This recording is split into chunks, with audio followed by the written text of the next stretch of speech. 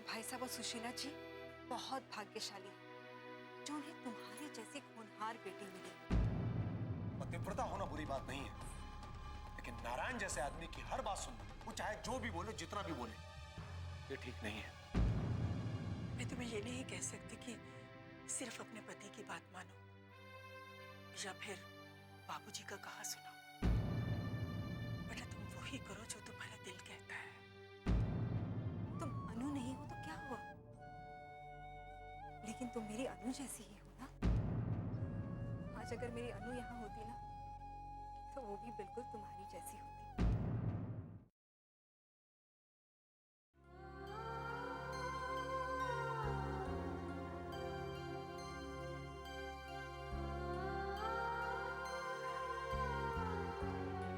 अरे अपराजिता बेटा।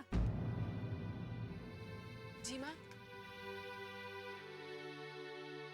बेटा तो छोड़ाई अनु को। जी बेटा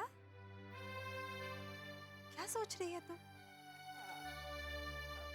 कुछ नहीं माँ। अरे कुछ कैसे नहीं, तेरे चेहरे पे साफ साफ दिखाई दे रहा है कि तू किसी गहरी सोच में है। क्या सोच रही है तू, बता ना। वो मैं अनु दीदी के बारे में सोच रही थी। अरे बेटा उसके बारे में तो क्या सोच रही है? कितना अच्छा होता माँ अगर सचमुच अनु दीदी हमारे पास होती। मुझे समझ नहीं आती भगवान हमारी इतनी परीक्षा क्यों ले रहा है। क्यों उसने अनु दीदी को हमसे इतना दूर किया हुआ है? क्यों अनु दीदी को हमारे पास नहीं भेज देता? अरे अपराजिता बेटा तू रोने लग गई। मत रो बेटा, मैं जब अनु को याद करती हूँ तो तू ही मुझे विश्वास दिलाती है ना कि एक दिन हमें अनु जरूर मिल जाएगी, और आज तू ही अपना विश्वास खो रही है। मगर ये तो अन्याय है ना माँ। कितने साल हो गए हमें अनु दीदी से बिछड़े हुए। भगवान क्यों नहीं हमें अनु दीदी से मिलवा देते? देख बेटा, भगवान ने भविष्य के लिए क्या सोच रखा है ये तो वो ही जाने, लेकिन जरा देख तो, उसने तेरे लिए अनुष्का को तो भेज दिया है ना, और वो भी तेरी अनु दीदी की तरह ही है ना, है? और बेटा वो भी तेरा कितना ख्याल रखती है, बिल्कुल एक बड़ी बहन की तरह तुझे प्यार करती है ना? तो अब रोना बंद कर, चुप हो जा तू, चल अपना मूड ठीक कर और मुस्कुरा तो। अच्छा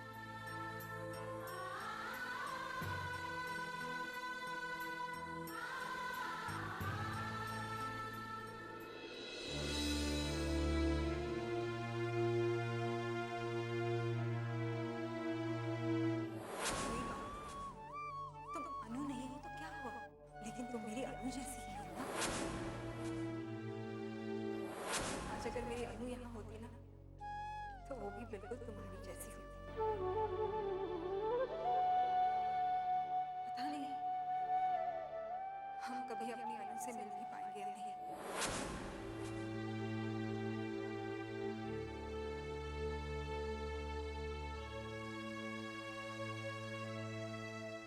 हेलो अनुष्का जी। वीरेन जी हेलो, बैठिए ना। क्या सोच रही हैं आप? और क्या सोचूंगी वीरेन जी, उठते बैठते दिन रात सिर्फ सरजू के बारे में ही सोचती हूँ। एक वही अहम गवाह था हमारा, वो भी हाथ से निकल गया। और अब तक तो उन्होंने सरजू को किसी ऐसी जगह भेज दिया होगा जहाँ से परिंदा भी पर ना मार सके। वही तो प्रॉब्लम है वीरेन जी। मुझे लगता है कि काश मैं उस दिन यहाँ से ना गई होती तो ठाकुर मान सिंह को मौका ही नहीं मिलता ये सब करने का। मुझे ऐसा क्यों लग रहा है कि ठाकुर मान सिंह जी के लिए केस जीतना बहुत जरूरी हो गया, इसलिए तो अपनी पूरी ताकत के साथ इसे लड़ रहे हैं। हालांकि 5 लाख की रकम उनके लिए बहुत ज्यादा नहीं है। हाँ नहीं, माजरा क्या है? माजरा ये है वीरेन जी कि ठाकुर मान सिंह लड़कियों से नफरत करते हैं। क्या? जी हाँ वीरेन जी, वो लड़कियों को कुछ नहीं समझते। उनके हिसाब से भगवान ने लड़कियों को सिर्फ बनाया ही इसलिए कि वो वारिस दे सके और वंश को आगे बढ़ा सके, बस। और उनका कुछ काम ही नहीं है। और अगर ऊपर से लड़कियां पढ़ लिख जाएं तो उनकी नफरत और बढ़ जाती है। ओह माय गॉड, आज के जमाने में भी कोई ऐसा सोच सकता है? जमाना बदला तो है वीरेन जी, लेकिन बहुत कम। और इसीलिए ठाकुर मान सिंह मुझसे नफरत करते हैं, क्योंकि एक तो मैं लड़की हूँ और ऊपर से मैंने लड़कों की तरह पुलिस फोर्स ज्वाइन कर ली है। और उससे भी बड़ी बात यह है कि मैं उनसे डरती नहीं हूँ। बस इसीलिए वो मुझे बर्बाद करने पर तुले हुए हैं। आपको याद है वीरेन जी, उस दिन वो लड़की मिली थी आपको मेरे घर पे? हाँ हाँ, वो डॉक्टर अपराजिता ना? जी, उसकी नानी जी भी ठाकुर मान सिंह की तरह ही हैं। मुझे समझ में नहीं आता कि लोग ऐसा सोच कैसे सकते हैं। अरे जब भगवान ने लड़का लड़की दोनों बनाए हैं, फिर उनमें भेदभाव करने वाले ये लोग होते कौन हैं? काश कि लोग इस बात को समझ पाते, तो लड़कियों को अपने अस्तित्व की लड़ाई लड़ने के लिए घर से बाहर ही नहीं निकलना पड़ता।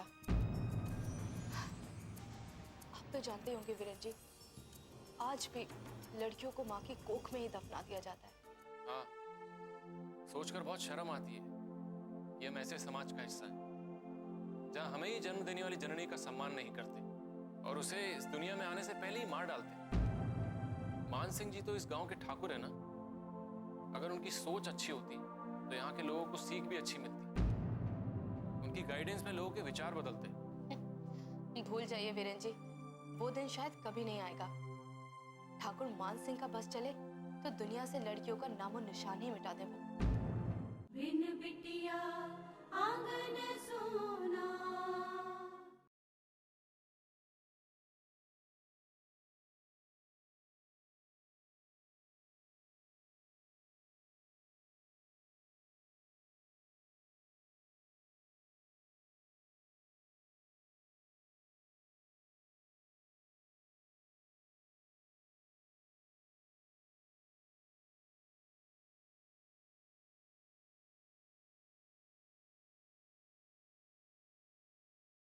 बिन बिटिया आंगन सोना। भूल जाइए वीरेन जी, वो दिन शायद कभी नहीं आएगा।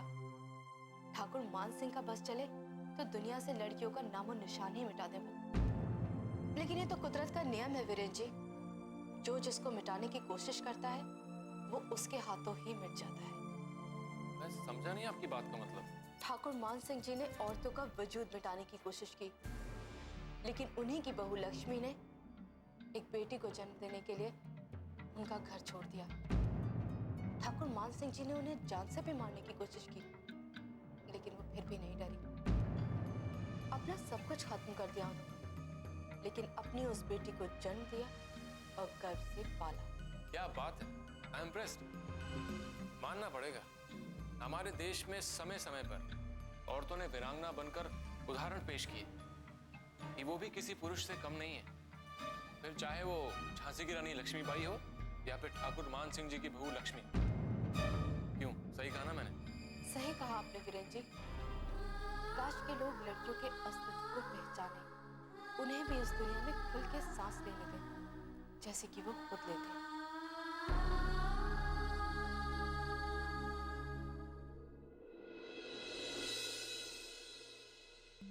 लक्ष्मी बेटे, लक्ष्मी। जी बाबूजी। बेटे, रास्ते में घनश्याम जी मिले थे। वो कह रहे थे कि हमारे सरपंच जी और स्कूल के मास्टर जी यहाँ हवेली में आने वाले। अच्छा, किस काम के लिए बाबूजी? ये तो बताया नहीं। खैर, उनके आने का वक्त हो गया, तुम उनके लिए चाय और नाश्ते का प्रबंध कर दो, ठीक है? जी ठीक।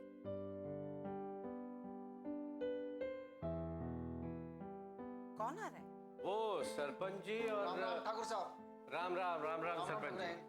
ठाकुर साहब, माफ करना, हमने आपको तकलीफ दी। नहीं नहीं, ऐसी कोई बात नहीं। आइए आइए, बैठिए ना, आइए आइए सरपंच, बैठ।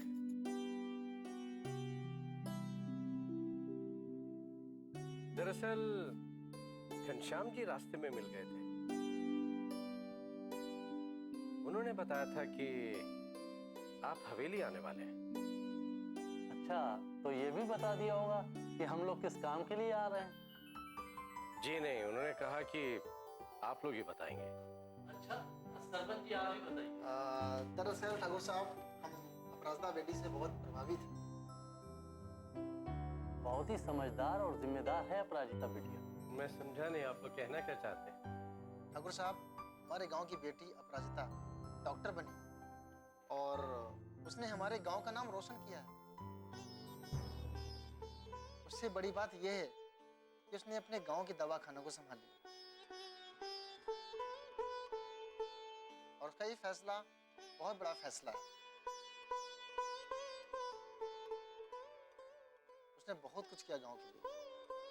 कल 15 अगस्त हम सब उसका सम्मान करना चाहते हैं ताकि स्कूल में पढ़ने वाले सभी बच्चे अपराजिता बिटिया से कुछ सीख लें। विचार तो बहुत अच्छा है। क्यों लक्ष्मी बेटे? हाँ बाबूजी, अगर सरपंच जी और मास्टर साहब यही चाहते हैं तो यही सही। तो फिर तैयार ठाकुर साहब, कल 15 अगस्त को हमारे स्कूल में अपराजिता बिटिया का सम्मान होगा। नहीं मास्टर साहब, मेरा कोई सम्मान नहीं होगा। अपराजिता बेटे, ये क्या कह रही हो तुम? ये लोग तुम्हारा सम्मान करना चाहते हैं और तुम इनकार कर रही हो। सही तो है नानू, मैं ये सम्मान कैसे ले सकती हूँ जिस सम्मान की हकदार मैं हूं ही नहीं। इस सम्मान की असली हकदार तो मेरी माँ है, क्योंकि इन्होंने ही मुझे दूसरों की मदद करना सिखाया, अपने गांव के प्रति, यहाँ के लोगों के प्रति अपना फर्ज निभाना सिखाया। आज मैं जो कुछ भी हूँ वो बस अपनी माँ की वजह से हूँ। बात सही कही तुमने बिटिया। ये सभी संस्कार तुम्हारी माँ लक्ष्मी के हैं, जिसने इस गांव को अपना गांव समझा। वरना आजकल के बच्चे तो पढ़ लिख कर शहरों में बस जाते हैं और फिर गांव की तरफ मुड़कर वो देखते भी नहीं। बिल्कुल सही कहा सरपंच जी। गांव के बिगड़ते हालात और उनसे जुड़ी समस्याओं से उन्हें कोई लेना देना नहीं होता। और आप चाहती तो आप भी किसी शहर में बड़े अस्पताल में काम कर रही होती, लेकिन आपने अपने गांव के भले के लिए सोचा। और यही हम चाहते हैं कि गांव के बाकी बच्चे भी आपकी यही सोच को अपनाएं और जब कुछ बन जाएं तो अपने गांव को ना भूलें, जहां पर उनकी शिक्षा की नींव पड़ी थी। सरपंच जी ठीक कह रहे बेटा। तुम कल स्कूल जाओगी तो बच्चों को तुमसे बहुत कुछ सीखने को मिलेगा। नहीं नानू, मुझे किसी तरह का सम्मान नहीं चाहिए। बिन बिटिया आंगन सोना।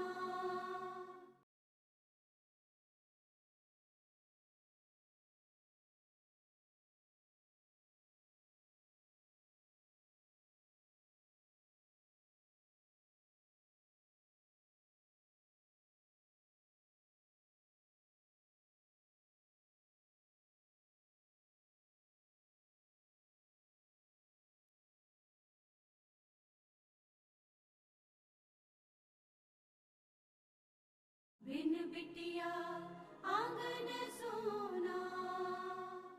सरपंच जी ठीक कह रहे बेटा। तुम कल स्कूल जाओगी तो बच्चों को तुमसे बहुत कुछ सीखने को मिलेगा। नहीं नानू, मुझे किसी तरह का सम्मान नहीं चाहिए। ऐसा मत कहो बिटिया, हमने सब तैयारी कर ली है। हाँ बेटा, हम चाहते हैं कि आप बच्चों के लिए प्रेरणा बनो। आपकी बात मैं समझ सकती हूँ मास्टर साहब, लेकिन मैं ये सम्मान ले ही नहीं सकती। मैंने कोई महान काम नहीं किया, मैं बस वो कर रही हूँ जो मुझे करना चाहिए। आप इस तरह मुझे सम्मान देकर प्लीज महान मत बनाइए। अगर वाकई आप लोग मेरे लिए कुछ करना चाहते हैं तो ये सब खर्चा करने के बजाय किसी होनहार बच्चे की पढ़ाई फ्री कर दीजिए।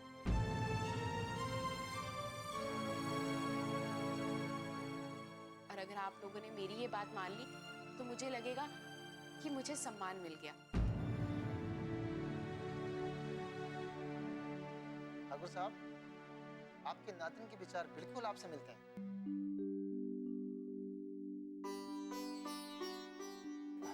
बिल्कुल। और अपराजिता बिटिया, हम आपसे वादा करते हैं 15 अगस्त को हम वही करेंगे जो आपने कहा है। हाँ, लेकिन तुम्हें इस कार्यक्रम में शामिल होना पड़ेगा बेटा। माफ कीजिएगा, मैं वादा तो नहीं करती, लेकिन मैं अपनी पूरी कोशिश करूंगी आने की। अच्छा, तो आप कल आइएगा जरूर। आप ठाकुर साहब हमें इजाजत दीजिए। राम राम राम ठाकुर साहब। जी राम राम। राम राम ठाकुर आइन।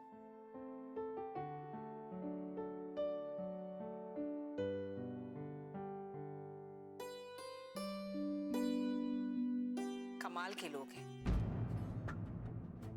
अरे इतने बड़े बड़े लोग हैं दुनिया में जिनका सम्मान किया जा सकता है, लेकिन इन लोगों को हमारा ही घर मिला, और वो भी अपराजिता का सम्मान। ऐसे ही लोग हैं जो लड़कियों का दिमाग खराब करते हैं। जिन लड़कियों को चूल्हा चौका संभालना चाहिए, वो आज पराये आदमियों के साथ बाहर काम कर रही हैं। पूरी संस्कृति का तो सत्यानाश कर दिया है।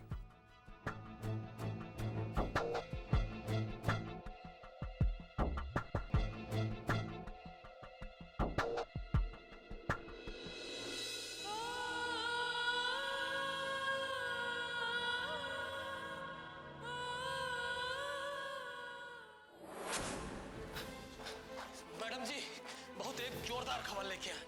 बोलो शेरा। जौन खाना खाने से आपकी माँ जी की तबीयत खराब हुई थी ना, उनकी रिपोर्ट आ गई है। रिपोर्ट आ गई? लाओ, ये तो बहुत इंपॉर्टेंट है।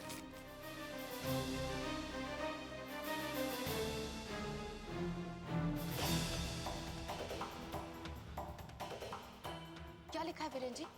खाने में जहर मिला हुआ था। जहर? हाँ, हालांकि जहर की मात्रा कम थी, इसलिए सिर्फ उल्टियां हुई, ताकि उनकी जान को कोई खतरा ना हो। इसका मतलब साफ है वीरेन जी, उस दिन मुझे थाने से हटाने के लिए ही ये सब किया गया। मेरी माँ के खाने में जहर मिलाया गया ताकि उनकी तबीयत खराब हो जाए और मुझे थाना छोड़कर जाना पड़े। साथ ही साथ श्रीराम और सुखदेव को रास्ते से हटाने के लिए बेटा होने के बहाने से पेड़े खिलाए गए, जिसमें बेहोशी की दवा मिली हुई थी। बहुत सोच समझकर प्लान किया गया था सब। ये सब गलत है वीरेन जी। इस तरह की साजिश करके उन्होंने अच्छा नहीं किया। मुझे ठाकुर मान सिंह से बात करनी ही पड़ेगी। अनुष्का जी, आज मुझे रोकिएगा मत वीरेन जी। उनकी इस हरकत से माँ को कुछ भी हो सकता था। उन्होंने एक बार भी इस बारे में नहीं सोचा। उनको इस बात का एहसास कराना ही होगा कि वो चाहे कुछ भी कर ले, हम उनसे डरने वाले नहीं।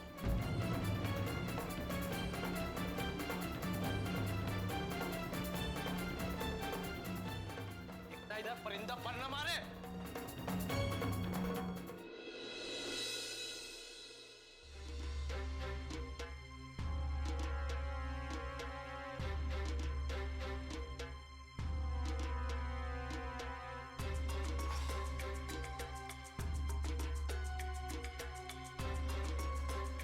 क्या हुआ? क्या सोचा? अनुष्का के बारे में सोच रहा था दादाजी। अरे अब उसके बारे में क्या सोचना? क्यों अपना वक्त बर्बाद कर रहे हो? लोटन बता रहा था दादाजी कि उस इंस्पेक्टर ने अपनी माँ के खाने का सैंपल टेस्ट के लिए भिजवाया। बिन बिटिया आंगन सोना।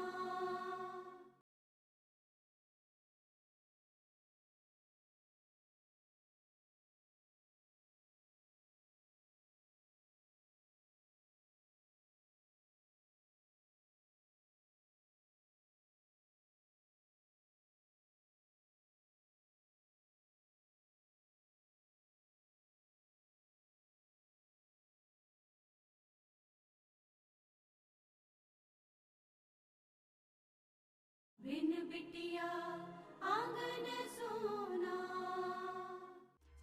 क्या सोचा? अनुष्का के बारे में सोच रहा था दादाजी। अरे अब उसके बारे में क्या सोचना? क्यों अपना वक्त बर्बाद कर रहे हो? लोटन बता रहा था दादाजी कि उस इंस्पेक्टर ने अपनी माँ के खाने का सैंपल टेस्ट के लिए भिजवाया। अगर रिपोर्ट सामने आ गई तो सच पता चल जाएगा।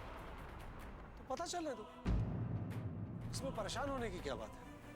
अरे लेकिन दादाजी। बेटा तुम घबरा बहुत जल्दी जाते हो।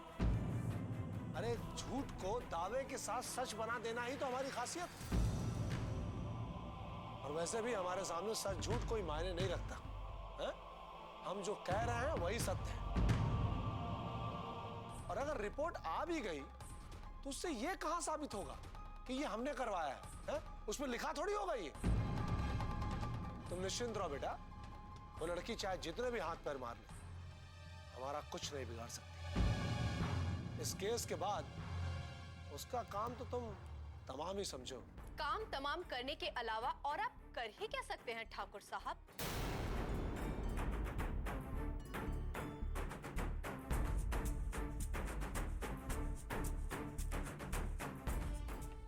आओ इंस्पेक्टर ने साहिबा, आओ।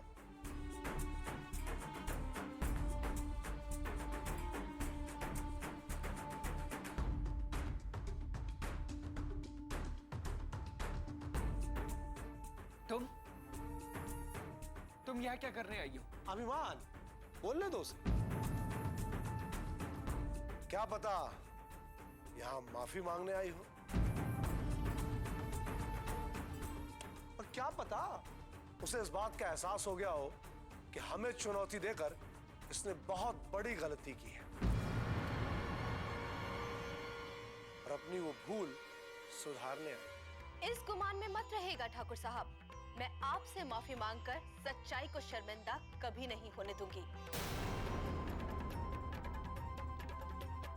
वैसे मैंने तो सोचा था कि मैंने एक बहुत ताकतवर इंसान को चुनौती दी है, जो इंसान अपने दिमाग के बल पर दूसरों से लड़ाई लड़ता है। लेकिन आज पता चला कि जीत हासिल करने के लिए आप कितनी ओछी और गिरी हुई हरकत भी कर सकते हैं।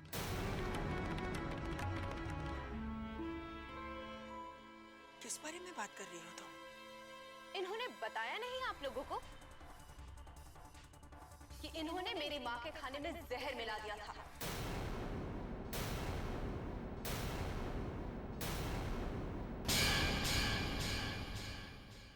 जो इंसान ऊपर से नीचे तक झूठ का पुतला हो, उस इंसान पे इस तरह की बातें अच्छी नहीं लगती। चुप कर लड़की, बहुत बोली।